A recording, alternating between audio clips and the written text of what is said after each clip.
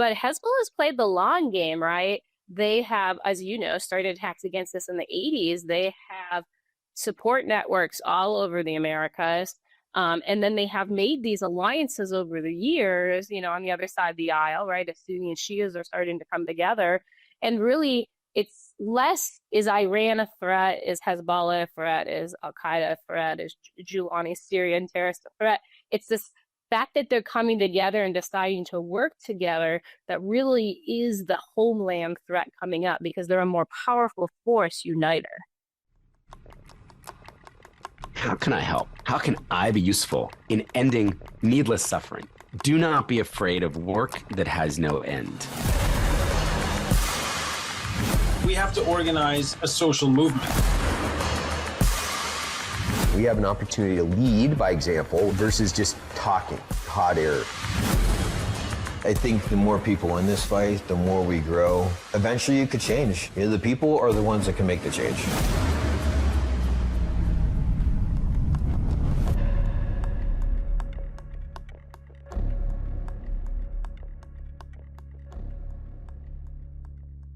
Well, I know we're going to talk a bunch about Syria, but first, I know you've been on Sean's show a bunch, fantastic episodes, but to help make it, if you can help make it stand alone, I think we're going to have to unpack your agency career just a little bit, just to give people context where you're coming from. Sure. So at whatever level you want to, I have tons of questions like, A, how'd you end up at the agency? Why would you want to do that? How did you become a targeter? How do all these things work?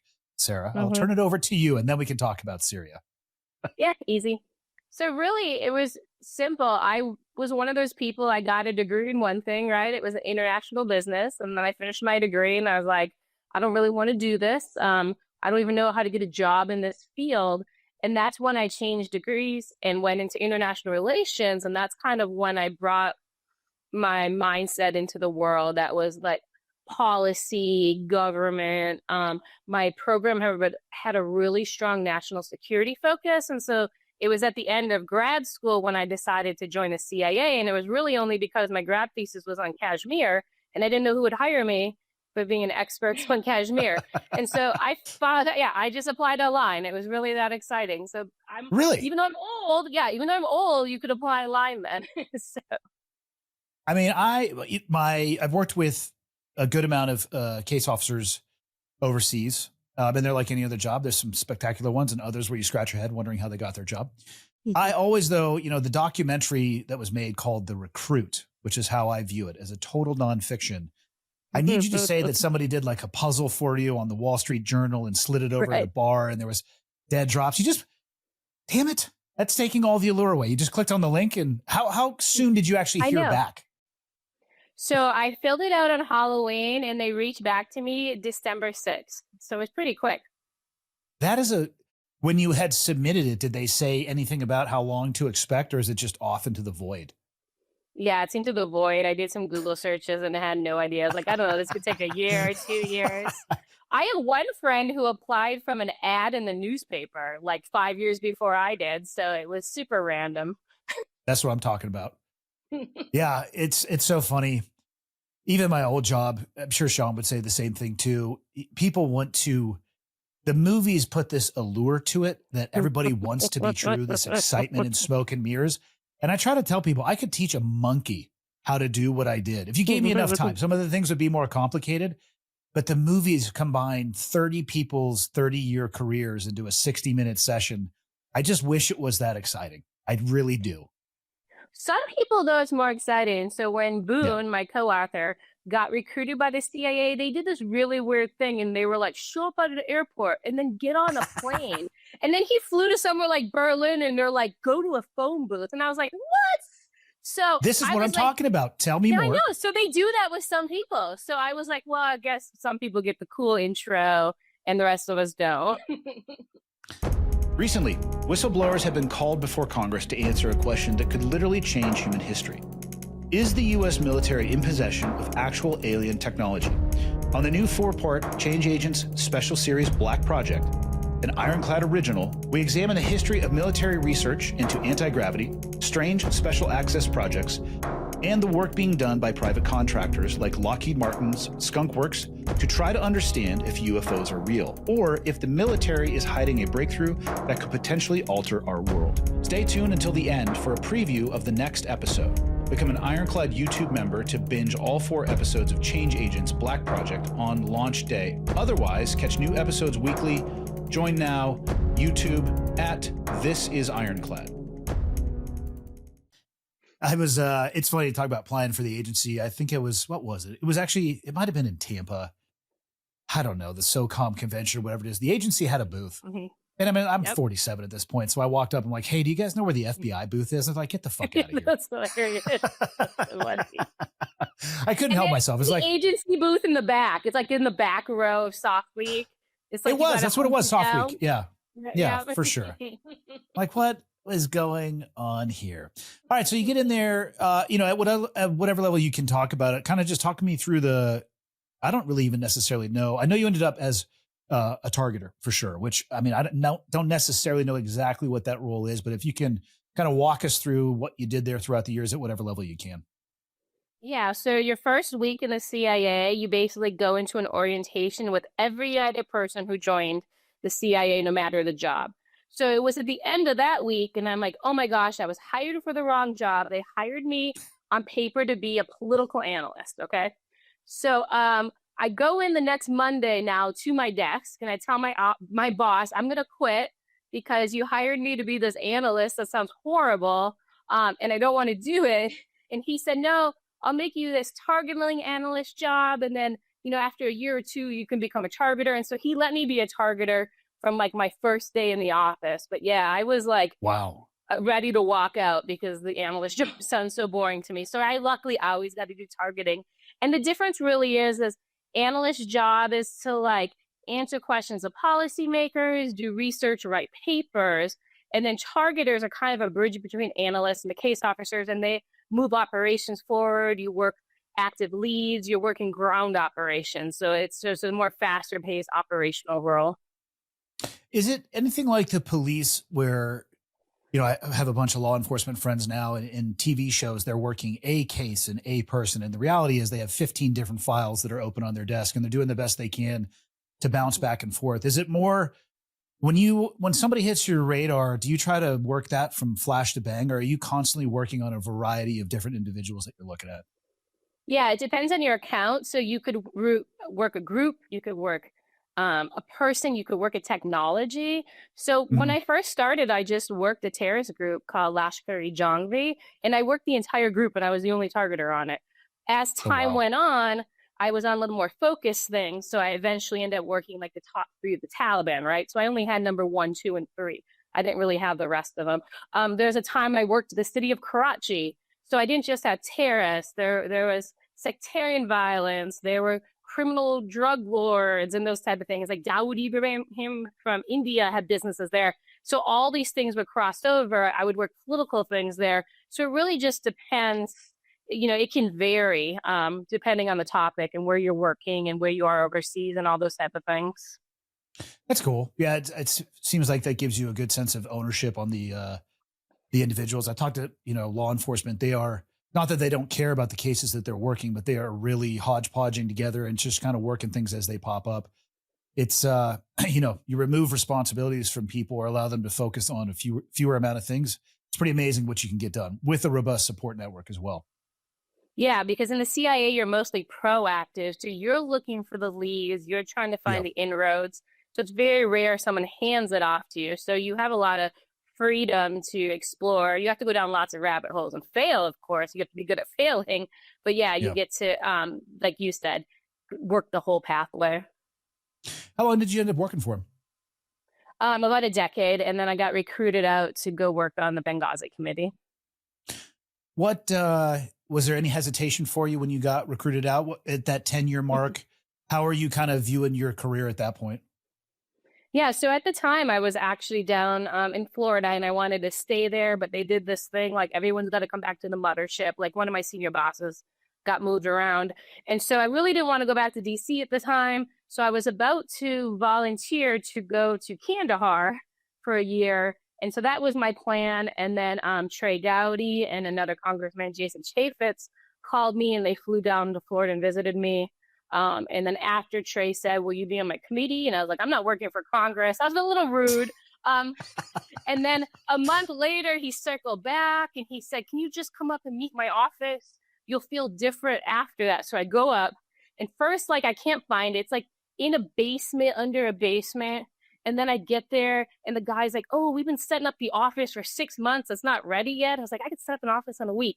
And then the staff director falls asleep while they're interviewing me.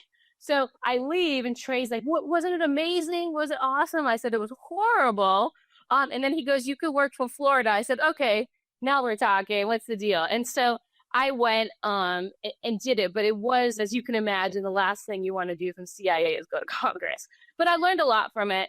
And I learned a lot about how Congress works. So it helped, but it did take some thinking and doing. I really would rather have gone to probably Kandahar. So I was going to say, I hope the listeners picked up that given the choice between DC and Kandahar, we're choosing Afghanistan.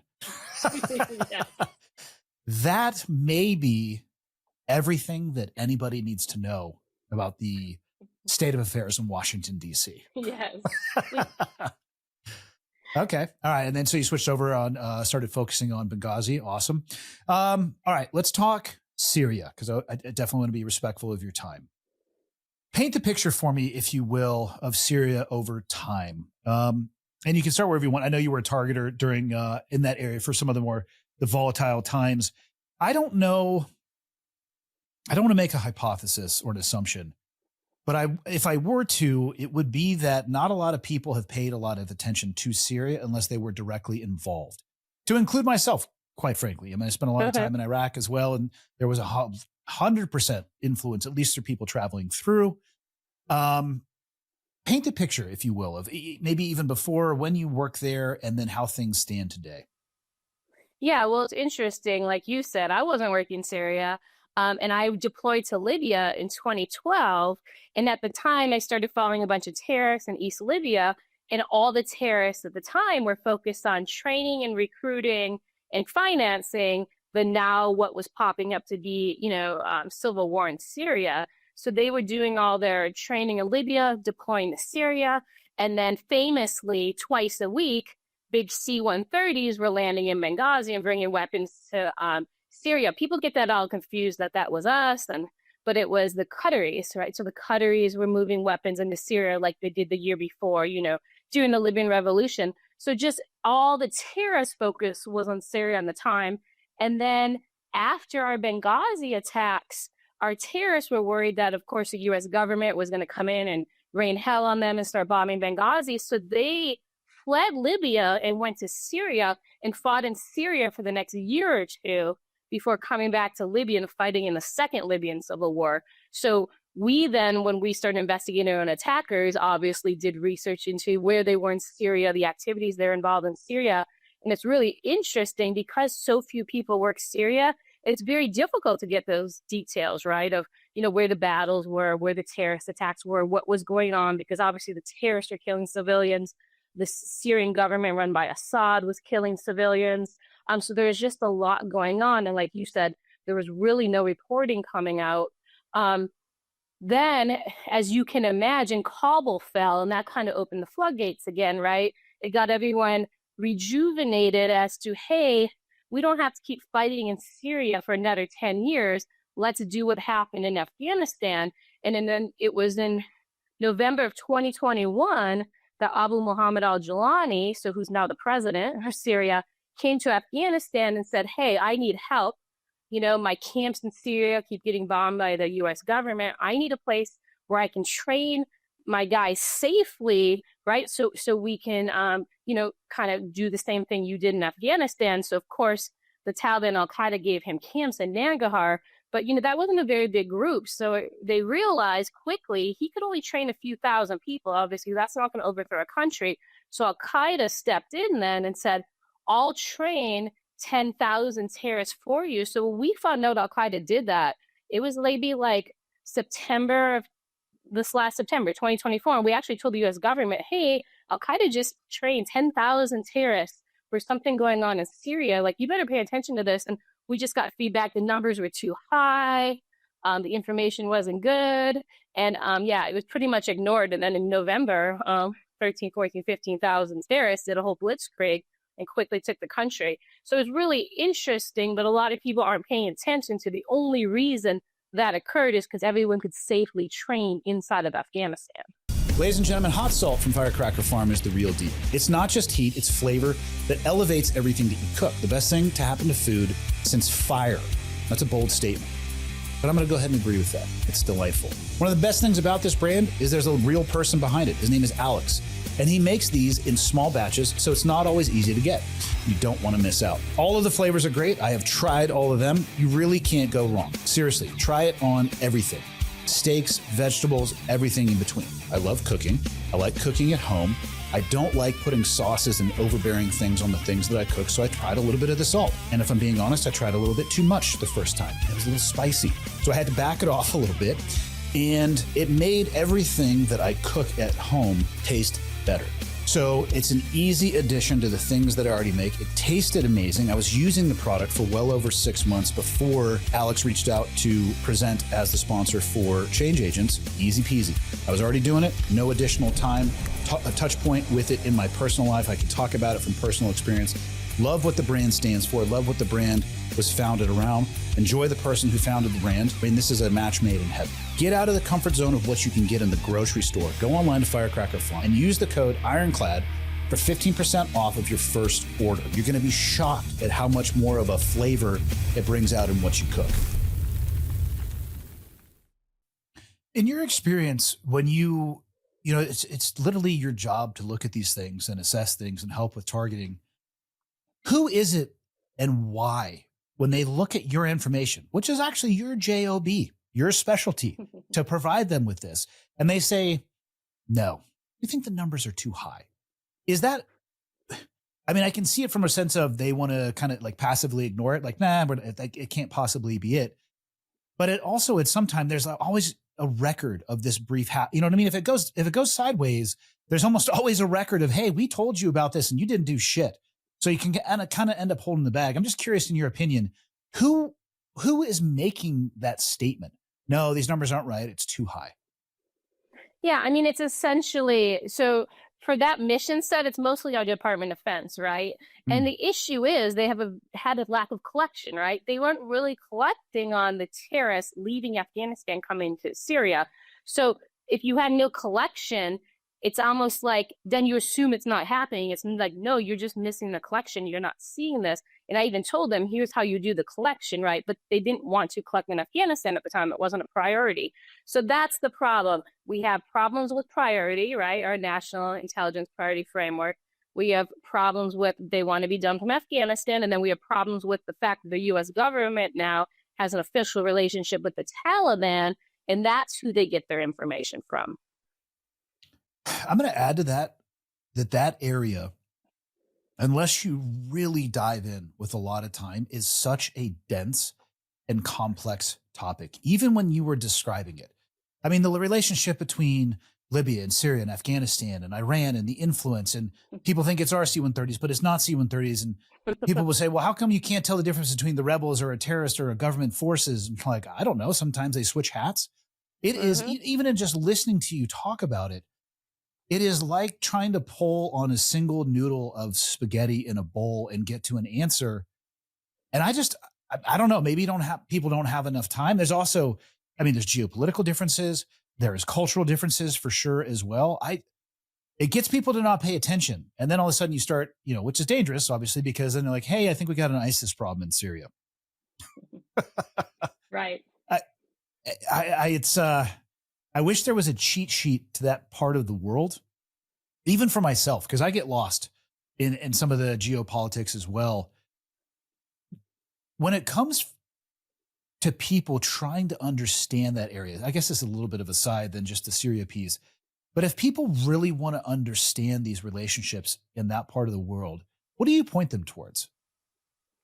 The best thing to do is intermarriages. I call it jihadi genealogy. But if you understand, if you understand how the terrorist groups have intermarried, right, You Yeah. understand the allegiances and alliances because now you're blood. So before, they had strong relationships built on fighting relationships, right, during the Mujahideen, or training relationships, right, in different terrorist camps, or even relationships in prison, right? A bunch of terrorists were in prison together, like in Libya.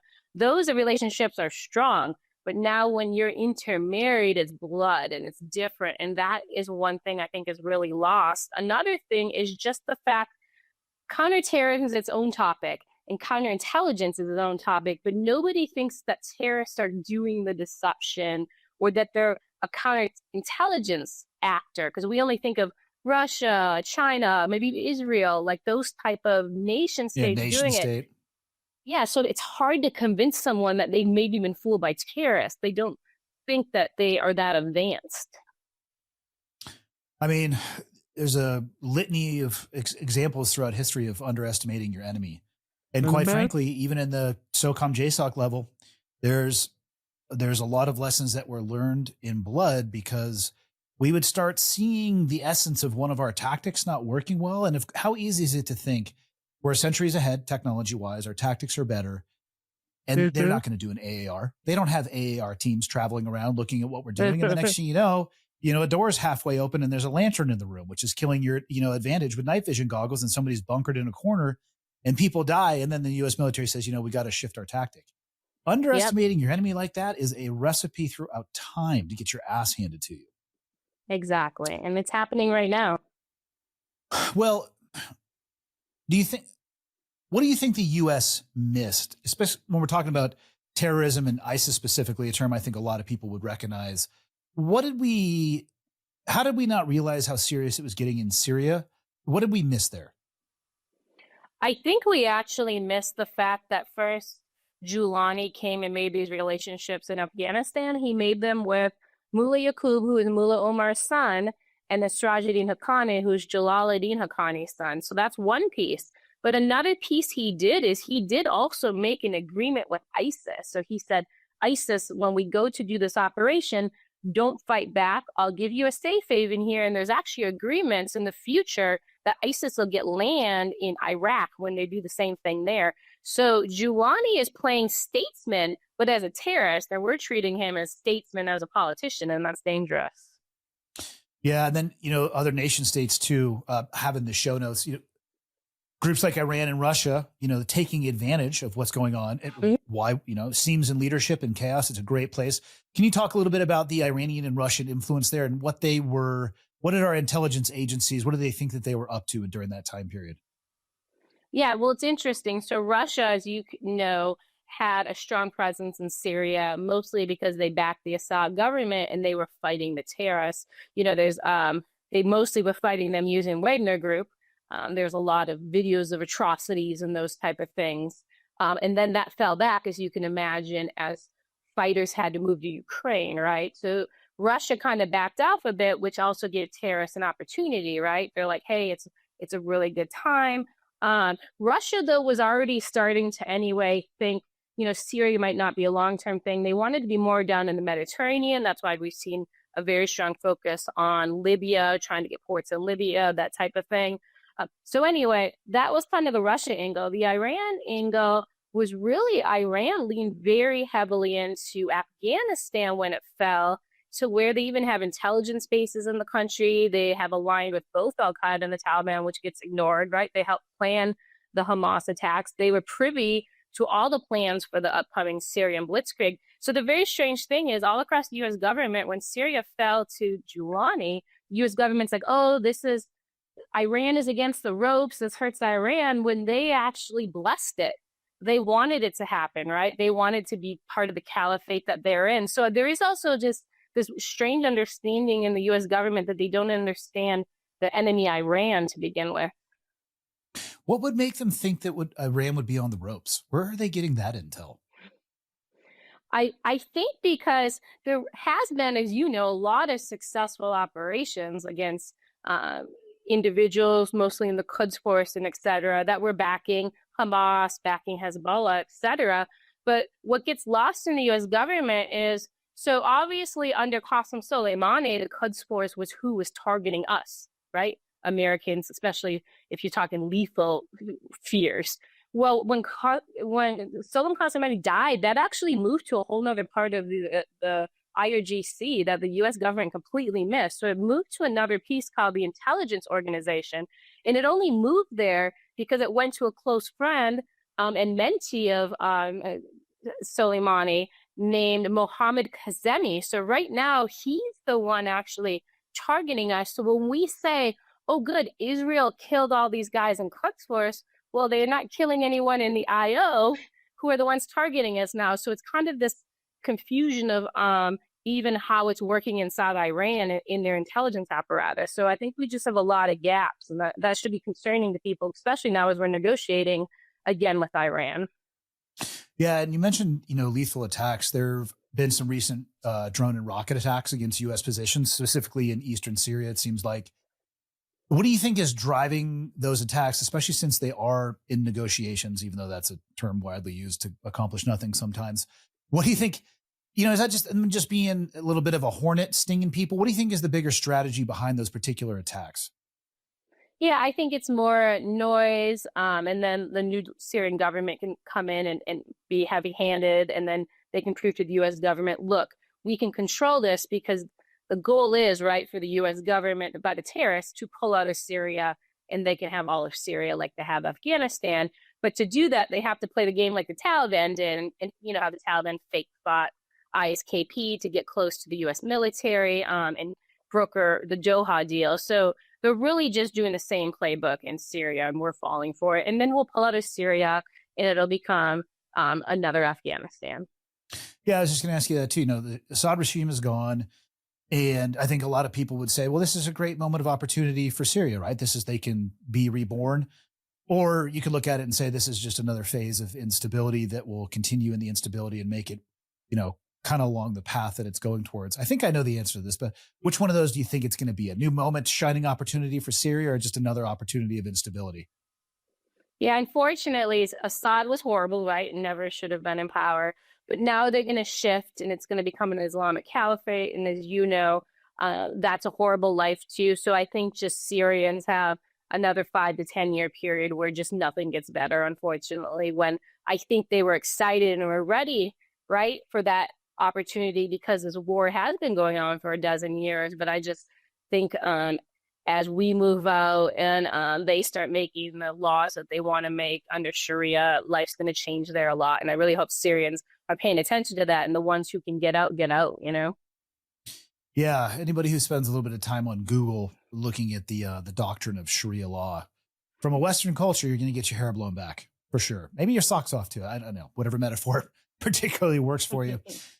Iran and then Hezbollah as well. I mean, there's the link between those two. They're still deeply involved in Syria. What do you think that it is that their overall goal is? It seems like it would be to build towards that caliphate. How big of a threat do you think that would be to the U.S.? There's two different questions. There's U.S. interest, and then I guess there's the U.S. in general, which people would probably associate with another terrorist attack like 9/11. What are your thoughts on that? Iran, Hezbollah, what are they trying to do? And then what does this actually look like for security and stability for the U.S.? Yeah, I mean, I don't think they need Syria, right, to project out.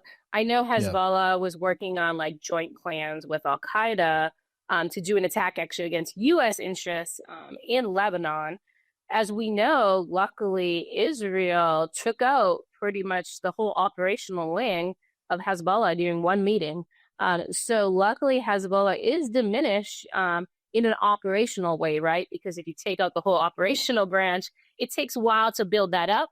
That's, hundreds of years of experience, right? So we are actually in a good position for the first time with Hezbollah in that regard. But Hezbollah has played the long game, right? They have, as you know, started attacks against us in the 80s. They have support networks all over the Americas. And then they have made these alliances over the years, on the other side of the aisle, right? As Sunni and Shias are starting to come together. And really, it's less, is Iran a threat? Is Hezbollah a threat? Is Al-Qaeda a threat? Is Giuliani's Syrian terrorist a threat? It's this fact that they're coming together and deciding to work together that really is the homeland threat coming up, because they're a more powerful force uniter. Yeah, I was going to ask you about that too. If it goes the way and that entire region returns to being more of something along the caliphate, do you think the threat just exists because of just unfettered ability to plan, train, equip, and work on whatever they want to outside of, prying eyes to the best of our ability, and puts us a little bit more, I'd say, on our heels a little bit from a defensive posture? Yeah, I mean, right now in Afghanistan, there's over 50 terrorist attack camps, 50 terrorist camps. Al-Qaeda had 8 camps in 2001. Al-Qaeda alone has 38 of those camps. So if you're training, no one's bothering you, no one's striking them. They have no one they're even fighting, right? So they have to No. come to the West to fight because they have no natural enemy even in the region. Even Iran is aligned with them, right? So yeah, they have the freedom right now to plot and plan, and that's what makes them more deadly, of course. They're not hiding. Do you think the U.S. has a good strategy to deal with what's going on in Afghanistan or in Syria right now? No, because they want to be done with both of them. So we're not striking these terrorist camps. Good luck Right? with As that. you know, yeah. As you know, you have to hit them while they're training and planning. We're not doing it. So the plots are already operational, right? They've already trained them. They've already moved them. So we're really behind the curve. And until something happens, I don't think anyone's going to be honest about that. Because again, they want to move on from that region. I know that you're not obviously directly involved anymore, but would you imagine internally in the agency that red star clusters are at least going up about this, that warnings are being issued, like people are paying attention to this, at least is getting briefed up? In my opinion, because they've aligned themselves with Sirajuddin and Haqqani, I think the agency is being played by the terrorists, and they're going to probably be one of the main organizations blamed by the American people when the attacks happen in the future because they've dropped the ball. They failed. I think it's a counterintelligence failure. Last summer, some of the heads of the organization, I think it was the head of FBI, one of the outgoing senior leaders of the ODNI, started saying the term, right, the flashing red, to kind of do a little CYA. But nobody has put the effort in to proactively work against what they see as coming. And then I don't know if you saw in this last week, Joe Kent testified.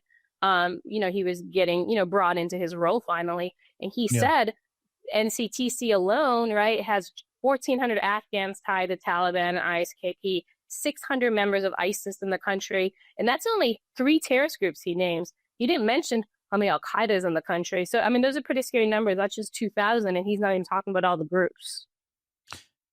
Yeah, God, the topic is almost one where it scares people away from thinking about it because you start thinking about those numbers. I mean, how many hijackers was it for 9/11? 20? 19. 19. Okay. You just said there's 600, so 10% of that is still 3x of those 19. It's a scary topic for sure, especially when there aren't really precise answers on how to deal with it or even identify it, specifically here inside of the US, which it sucks because I feel like some people, even in policy positions, are like, I have a strategy. Let's dig a hole and put our head in it and then put sand on the top. And that doesn't work. That's where we are. Yeah. God, that does not work well. On those, from the terrorist stuff, again, this is more just a curiosity question because I know it was a good mix for us, HUMINT and SIGINT. And we got way away from single source reporting just because it's just wildly dangerous. And for anybody who doesn't know what that means one report, whether a signal or just a human intelligence source saying, hey, bin Laden's going to go get tea in Kabul, which is a no bullshit report that came in one time. I'm like, I don't think that's true. I do not think in 2010, he's going to Kabul. He's going to get tea, get fucked. I'm not getting on that helicopter. But what do you think the mix is that we're using to keep track of these entities? You think we're doing a good mix of both HUMINT and SIGINT? Do you think we still have good relationships on the ground from an intelligence gathering apparatus? How do you think we're doing from a counterintelligence, HUMINT, SIGINT, I know we're probably doing pretty well. There's some really smart people out there. HUMINT is, I think, a little bit more difficult to curate and maintain those relationships. How would you grade the U.S. in your estimation on that right now? Well, in Afghanistan, I'd give them a 0 because remember the general leading CENTCOM said we lost 98% of HUMINT, right? So there's none. When we did our investigation in Libya, as you can imagine, we needed to find out if our terrorists were killed. So we actually went across all the CENTCOM, it was CENTCOM and AFRICOM strikes, throughout Libya. And we looked at all the BDA. And actually, I'd say maybe only 20% of the BDA they put out was accurate. Meaning Really? they had bad SIGINT. Yeah, meaning they had bad SIGINT or bad HEMAT. There were cases where they publicly said they hit an ISIS camp and they hit an AQIM camp. So that's how bad it was. They got the wrong terrorist group. So I'm really concerned that it's not where it was like when we were in, and it was we had tons of the collection, right? I think there's smaller pieces of collection now that they're making grander assessments based on, when in the past we'd have maybe 20 pieces of info before we took that strike. So I do think it's a lot more limiting. And remember, after the Abbey Gate attack, they killed that USAID worker. And remember, he was driving a white Toyota Camry. I mean, come on, in Kabul. Like, that was their intel. I mean, that's scary. That's not an eyes on the ground saying this is the right vehicle. So we're making some very dangerous choices off of limited information. Yeah, that's like saying you're driving an F-150 in Southern California or Texas. Yeah, Texas is a better example of this. Yeah, a white F-150. Okay. Yeah, good luck. There's only thousands of those. Good luck picking that out over ISR. Ladies and gentlemen, if you want to get into elite shape, or perhaps just make improvements to your current level of fitness, check out the MTNTOUGH digital training program. You can try it for free for 14 days, and you can see the results for yourself. The app allows users to train wherever they are with minimal equipment requirements, whether you're in the gym or you're outdoors or you're at home. Users can access top-tier programming that fits into their lifestyle. The MTNTOUGH app offers expertly designed progressive training plans that guide users from start to finish. These plans are tailored to build resilience, strength, and endurance over time, preventing burnout and injury. The app features self-guided and follow-along coaching videos, allowing users to be coached through every workout step by step. This helps to ensure proper form, motivation, and intensity, regardless of the user's fitness level. The MTNTOUGH app delivers training programs built for the unique physical demands of mountain athletes, including hunters, tactical professionals, and outdoor adventurers. The programs themselves are designed by seasoned strength and conditioning experts, elite athletes, and military veterans. Start your 14-day free trial today and check out the results for yourself. And be sure to use the offer code CHANGEAGENTS, and I'm looking at it as one word, at signup, and you can get 40% off your annual subscription. Remember, use the offer code CHANGEAGENTS at checkout. Looking back through the lens of having that involvement in Syria that you did, what would you have changed about how either the U.S. either paid attention, when they paid attention, and how they responded to it? If you could go back in time and wave a magic wand, what would you change that you think would set us up to be in a position for greater success today? So I think there was a strategic decision made at some point. I don't know if it was maybe like 2012, 2013, that we're not going to focus on Assad. We're just going to focus on the terrorists, and then we might align with some of the terrorists to fight the other terrorists, if that makes sense. So we were only dealing with a part of the problem, and then we weren't even doing that effectively. We didn't have an effective fighting force to go after the terrorists, right? And then, of course, luckily, there was different phases where the Kurds stepped up, and they really had a really good effect against ISIS. So I think it was the fact we couldn't decide who the enemy was. We picked one, right? And then maybe that wasn't the best plan to deal with the problem, because we had an Assad problem, we had an Al-Qaeda problem, but we kind of treated Al-Qaeda as the better ones. And then we had an ISIS problem, and ISIS was the only focus. So we're kind of doing that now too. I don't know if you've been paying attention to like Somalia, for example. So in Somalia right now, Al-Shabaab, which is Al-Qaeda, controls 45% of the country. ISIS controls 5% of the country, and Houthis really control nothing. Well, we're targeting mostly ISIS and the Houthis in Somalia, while Al-Qaeda is slowly closing in to take over Mogadishu. And then it's very strange. Like the head of AFRICOM last week said in a congressional testimony that ISIS moved its headquarters to Somalia, which is a lie. It's still in Syria. So it's a very strange. We're again playing the ISIS card, and ISIS is the only focus. while ignoring the other groups. And you know that that's a failure. It's not going to work. If Somalia falls to Al-Shabaab and Al-Qaeda, that's still a problem for us. They're not going to then stay in the borders of one country and ignore the United States. Yeah, no, that's a galactic problem that I think few people would not directly involved would struggle to actually comprehend. Mm-hmm. Do you ever worry or ever think about, a lot of what we're talking about is, in my opinion at least, the way intelligence is gathered and handled and what is done with it, reported and then action upon. Do you ever worry that we're making those same mistakes with places like Mexico and the cartels and how we're dealing with those organizations, or even Gaza or Ukraine, two current conflicts that I think a lot of people would recognize? Do you think that are we learning our lesson, or are we just doing the same dumb shit over and over again? Well, I know from what I've seen is they've taken all these counterterrorism, resources and then say, you're working Ukraine, or you're working the border, or you're working China. And then they're like, figure this out in your counterterrorism mindset, right? And do it instead of maybe training to do it a different way, or even talk about maybe where we failed in the counterterrorism mission to not do it again that way. And I think because we're failing at doing the lessons learned and being honest about that we really didn't do that good of a job against counterterrorism, we'll keep making those mistakes without the honesty. So that's the piece I'm worried about. And as you know, the border is a whole nother issue too, especially when you got U.S. military there and conflict. That's not Syria. There's a lot more ramifications if you get some of that wrong. Yeah, I'm actually, Posse Comitatus exists for a reason. Obviously, it was created a long time ago, but it does make the job of the military pretty easy because there's like, hey, here's this hard line. And, with the current administration talking about, hey, the U.S. military is going to control this section of public land. Mm-hmm. I really start worrying about, the authorities and cascading down. I mean, this, there's strategic war, operational war, and tactical warfare. I was on the bottom rung of the lowest ladder in tactical warfare, right? I tried never to talk about strategic stuff because, quite frankly, they never asked me for my opinion for a good reason, because I'm an idiot. And I've been like, I don't know, smash everything.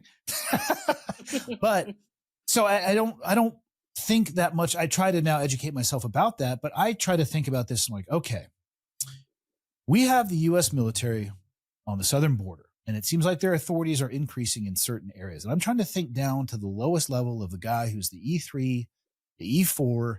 He's sitting there wondering, where is his line in the sand? What can he do? Like you said, there's some ramifications there. This is not somebody guarding, the outer perimeter in Kabul, or, trying to protect the airfield down in Kandahar. This is very, very different. And I don't know where that one leads, but I have an immense amount of empathy for the soldiers that are down there who are really bridging towards and moving towards this policing role. And I don't know how that one's going to end. Yeah. And remember, even in war zones, that hasn't always turned out right. In Iraq, they charged Raven 23.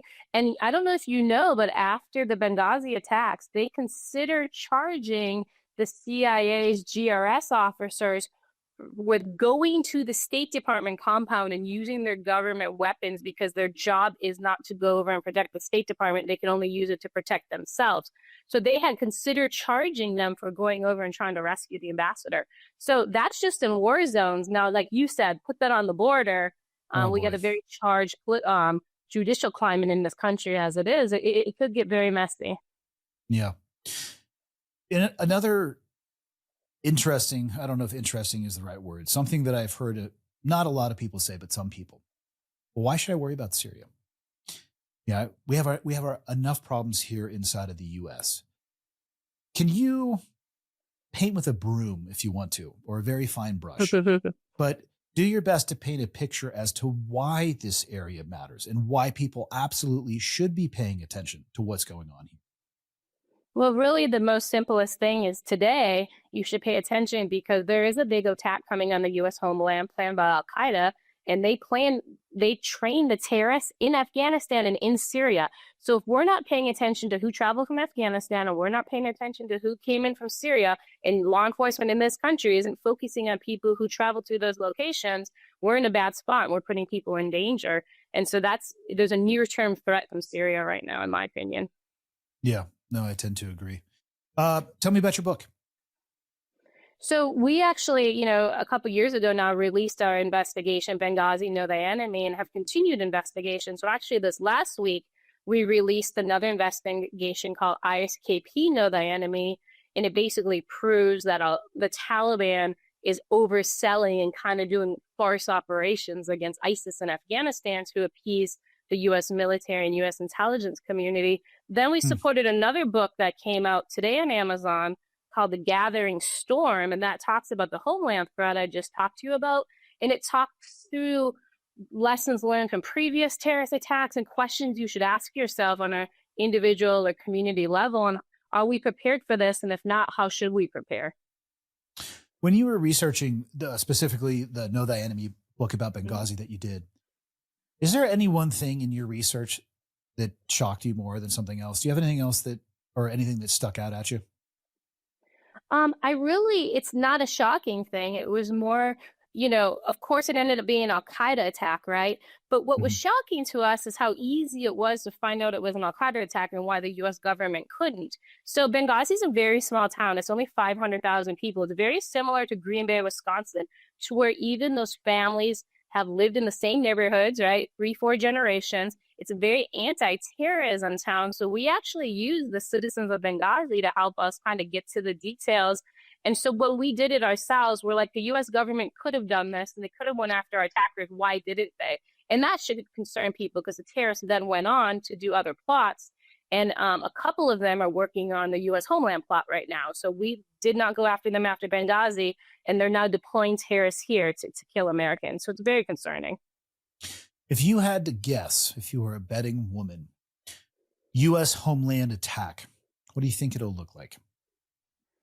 So I don't need to guess. So we've been collecting on it. So there's phases, okay? So there's a phase that's kind of like where you live, work, and play. And this is kind of like Paris 2015 or Mumbai, on 2008, 2009. So this is where it's going to be mostly ISIS is going to be doing a lot of this, but it's just in mid-tier cities, in towns, and they're going to hit multiple targets at the same time, almost like he was going to do in New Orleans, but mess it up. Because remember, that was supposed to have bombs, a vehicle ramming, and then he was going to use, obviously, his weapon. So think of, multimodal. Then after a series of those, there's going to be, as Al-Qaeda has planned anyway, hopefully we thwart it, another 9/11. This 9/11, from what we know, is targeting 3 times more airlines than the first one. And then most of the targets are DC institutions, based in that area, and they're mostly law enforcement, intelligence, and military targets. When you guys are looking at this, it seems, and again, I haven't really looked at the 9/11 commission or book, which by the way is not a page turner. That is a tough fucking read, but there's great information. A lot of failure. Yeah. Well, I'm trying to remember too, they entered into the country already knowing when and where, right? So they weren't communicating while they were in. Is that what you estimate is happening, or is there going to be a level of communication? So the live, play, and work, do you think the dates are already scheduled? Is this requiring coordination? And as it escalates, do you think that there are triggers, or they already have, to use a shitty metaphor, a date circled on a calendar? Yeah, well, we do think there was some communication between the 9/11 attackers, and there was dry runs, right? So they did have some roles, and then some obviously went training together. Now, for the next round, at least from what we know, for those live, work, and play ones, they generally know at least the state it's being in. I don't know if they know the city and the date, but they're going to be giving it last minute. But what's different is they have the freedom of choice like they did in Mumbai for that attack. So let's say you're attacking the metro in Arlington, Virginia, okay? And you go down there and it's kind of dead, but before you went down, there's a huge street festival, going on. So you could say, well, it was a better target upstairs. I'm going to go upstairs and do it. Like, that's a very strange thing that they have this freedom of movement, right? So the terrorists can make last minute choices. We saw this actually in Orlando with Omar Mateen, right? He and his wife surveilled the downtown Disney area, and then he went back to do the attack there, decided there's too much Disney security, pivoted to a second, and the third place they picked was Pulse nightclub. So they actually see the success in doing that, Yeah, let the attacker on the ground make the decision so he can have a maximum effect.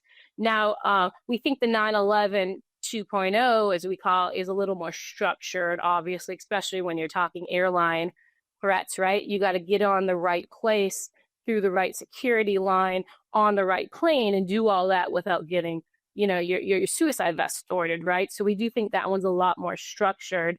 But again, there's so little collection on what's coming. I think we're very unprepared for what they're planning. I find it interesting they'd go after airplanes again.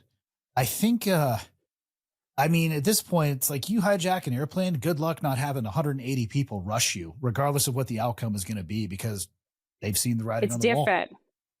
So what they decided, so this is actually in honor of a plot that was failed. It's a 30-year anniversary. It's called Bojinka. So Bojinka, it had multiple pieces to the plot. One was to kill the Pope. One was to put an airplane into the CIA. And then one was to down 11 airliners, trans-Pacific, okay? It ended up getting thwarted just 2 weeks before because Ramzi Youssef was there and had like a chemical fire in his apartment. So they got lucky. Well, Jesus. Yeah. Thank heavens. I'm hoping this happens again. So the bond maker for that plot was released from house arrest in late 2021, and he went back to Afghanistan in 2022. He made the bombs for this airline plot. So that was his biggest failure, Bojinka.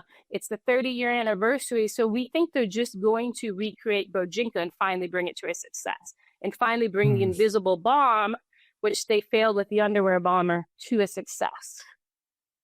So you think it would actually, do you think they'd put it on a person, or you think it'd be something in luggage? It's suicide vests.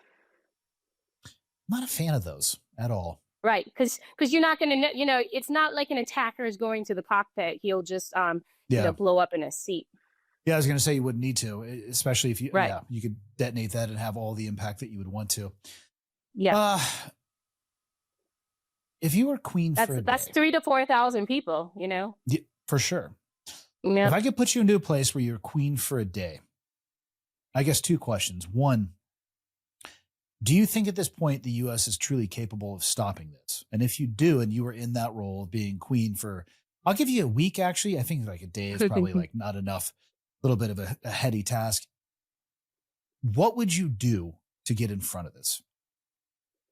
So I'm American and positive, and I know we're a country of heroes. So I do think we can stop it or thwart it or end them real time, right? Because that's what Americans do. And we have the best trained people in this country. People have been at war for 20 years, right? They know what they're doing.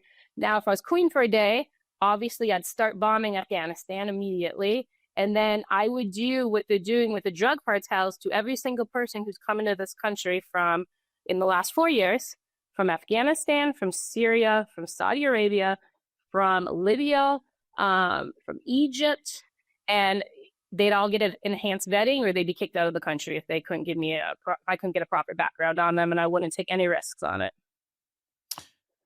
Yeah, man, even doing that, it's come to find out, a lot of people immigrate to the country and they don't put the most accurate information down on their paperwork, and they just vaporize into society. And they have fake passports, and it's a nightmare. Yeah, but we don't treat that. Like the Afghanistan passport is made by Sirajuddin Haqqani, a terrorist.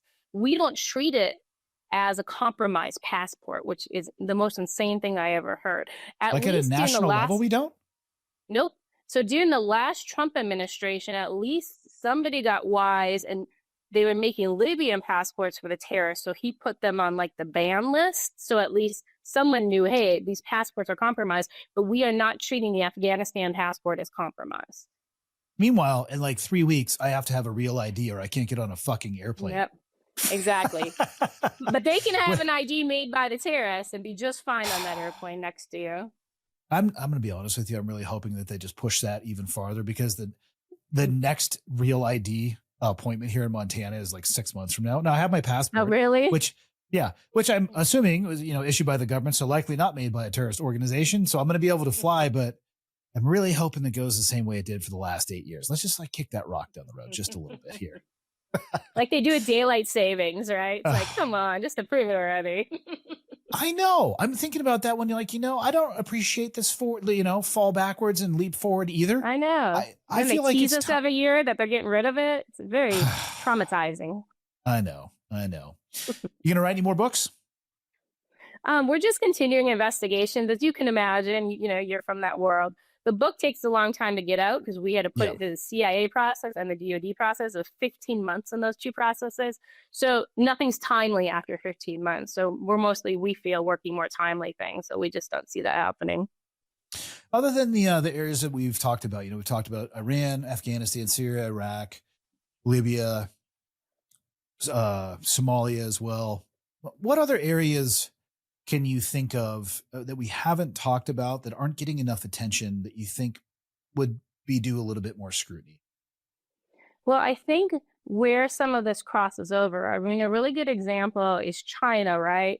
So we're talking about this big attack on the U.S. homeland, but the question is, how did the supplies get here, the people, right? If I'm telling you suicide vests, they made them in the laboratory. They brought them here. Well, how'd they get here?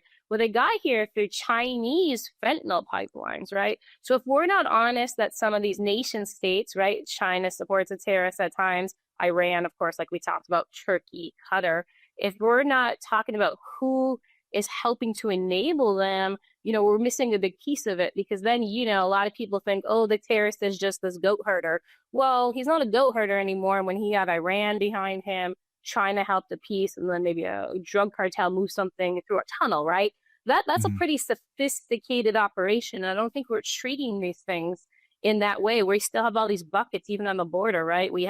We're working cartels. We're looking at the Chinese, everything's in a bucket, and no one's like, hey, what actually is the crossover? And it's being done together to hurt the United States. Yeah, it's a lot. It is a lot.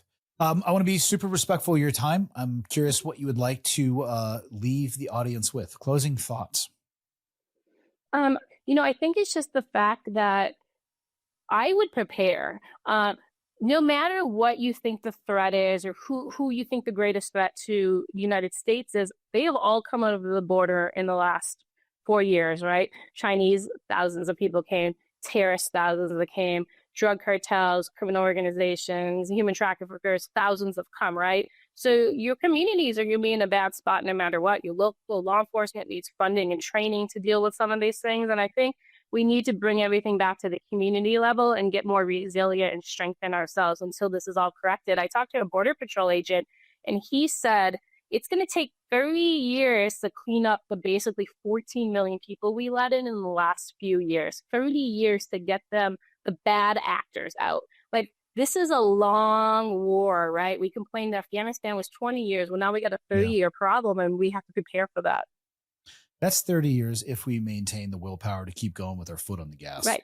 And we might not in 4 years. Things change. Yeah, that's the thing, right? It's, you got to take it chunks at a time. And, society swings from left to right. And I totally get that. But yeah, this is not a light switch TikTok solution by any stretch of the imagination. It's amazing how in such a short period of time a problem can create that can take decades to unwind yourself from. Yep. The disaster. Yeah, well, Sarah, I can't thank you enough for your time. I really appreciate you taking the time. I had a really good time talking with you. Yeah, me too. Thank you. Awesome. Yep. Have a great day. You too. Ciao.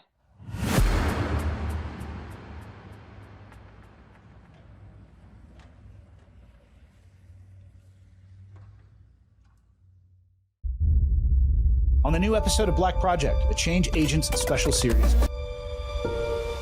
When a CIA agent and aerospace executive showed up unannounced at a Stanford professor's office with a very concerning request, it would send one of the world's leading scientists on a path to somewhere he never expected to be, on the hunt of a UFO crash retrieval site. Become an Ironclad YouTube member to binge all 4 episodes of Change Agents Black Project on launch day. Otherwise, catch new episodes weekly. Join now, YouTube at This is Ironclad.